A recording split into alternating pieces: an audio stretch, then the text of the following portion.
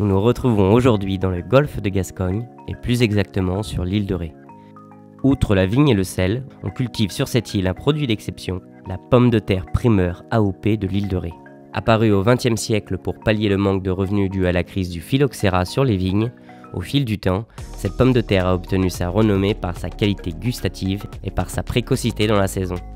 Et aujourd'hui, nous partons à la rencontre de Julien Dorin, producteur, et de Christophe Barter, directeur de la coopérative, pour nous expliquer toutes les spécificités de cette pomme de terre. Alors l'AOP a été créée en 1998 et c'est vrai que c'est vraiment une réussite. Actuellement, il y a 16 maraîchers. 120 hectares, vous voyez que c'est vraiment des petites exploitations.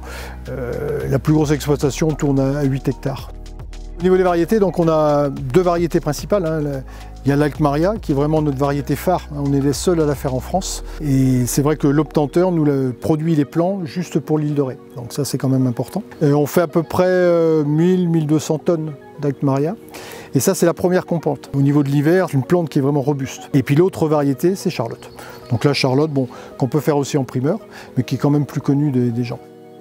Alors sur une année normale, on est entre 2000 et 2200 tonnes de récolte, ce qui est par rapport aux surfaces emblavées, c'est-à-dire les surfaces plantées, on plante à peu près 120 hectares. C'est des rendements quand même qui sont quand même assez faibles, puisqu'on est à peu près autour de 17-18 tonnes hectares, donc ce qui n'est pas vraiment des gros volumes. Alors c'est un produit qui est ramassé avant complète maturité. C'est un produit qui est peleux, donc qui n'a pas de peau, ou pas ou peu, et qui serait quand même beaucoup plus sucré qu'une pomme de terre qui viendrait plus tard. On a des sols qui sont très légers, c'est très sableux, qui nous permettent de travailler même à partir du 20 janvier. Et c'est ce qui donne cette typicité et fait ce goût à cette pomme de terre. On arrache avec des machines un rang qui séparent cailloux, fan d'un côté, et le tri final est fait par des opérateurs sur la table de visite qui finissent et qui affinent le tri.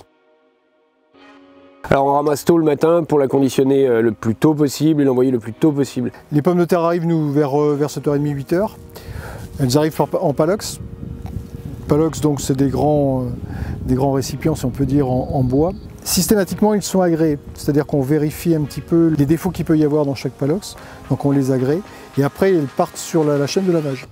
Donc qui dit chaîne de lavage, la pomme de terre est lavée, elle est triée, elle est aussi calibrée, et après, une fois que tout ça est fait, elle part sur les chaînes de conditionnement. Le fait d'avoir une appellation, c'est que derrière, c'est important aussi par rapport aux consommateurs, c'est important par rapport aux distributeurs aussi, parce qu'il sait qu'il y a du sérieux derrière. Ça veut dire quoi? Ça veut dire des plantations qui sont réglementées, un apport d'azote aussi au niveau des pommes de terre qui est limité, et puis des rendements aussi qui sont limités. Et en 10-12 semaines, elle est vendue, donc ça veut dire qu'on la retrouve un petit peu sur la France entière. Les secteurs, je dirais, où on la retrouve le plus, c'est toute la partie Grand Ouest, et puis après sur la région parisienne aussi.